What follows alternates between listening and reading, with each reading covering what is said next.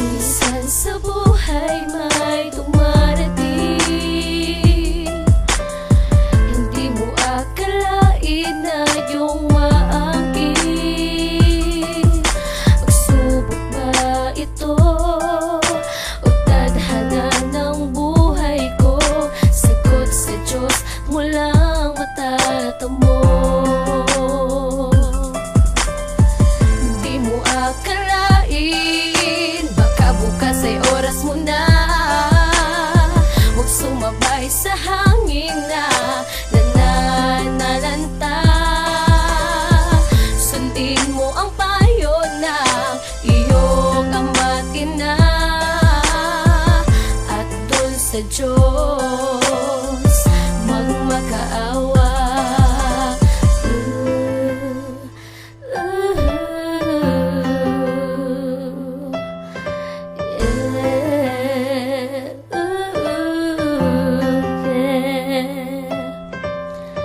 Buhay nga naman, hindi mo kayang hawakan. Isinilang sa mundo, nahiram lang ang katawan.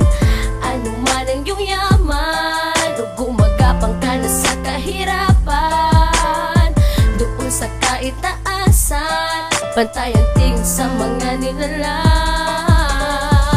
Di mo akalain, baka bukas ay oras mo na. Huwag sumabay sa hangin na nananalanta. Sundin mo ang payo ng iyong ama't ina, at dun sa Diyos magmakaawa.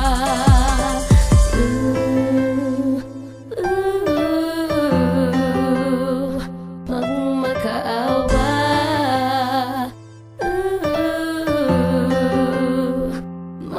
Patuloy sa pagpaka ang luha mo sa lupa. Damdamin mo'y puno ng galit sa iyong pagkadapa, pero hindi nawalan ng pag-asa sa sakit. Hanggang ngayon patuloy kang lumalaban sa tinik. Hindi ka nagpadala sa bulong ng masama, dahil naisip mo nandyan lagi ating Diyos Ama. Pikit mata kang nalangin sa itaas. Alam mo balang araw ay makamit mo ang bukas. Di mo naisip na magpakasama sa mundo. Alam mong bubukas din ang pintuang para sa iyo. At nang maitanong mo ang nangyari sa iyo, ito ba ay tadhana o pagsubok ng buhay mo? Ating amang si Jesus, siya ang nakakaalam sa lahat ng mangyayari sa ating sanglibutan. Huwag kang magdadalawang isip, tumawag sa Kanya. Pakikinggan Kanya kahit gaano ka kasama.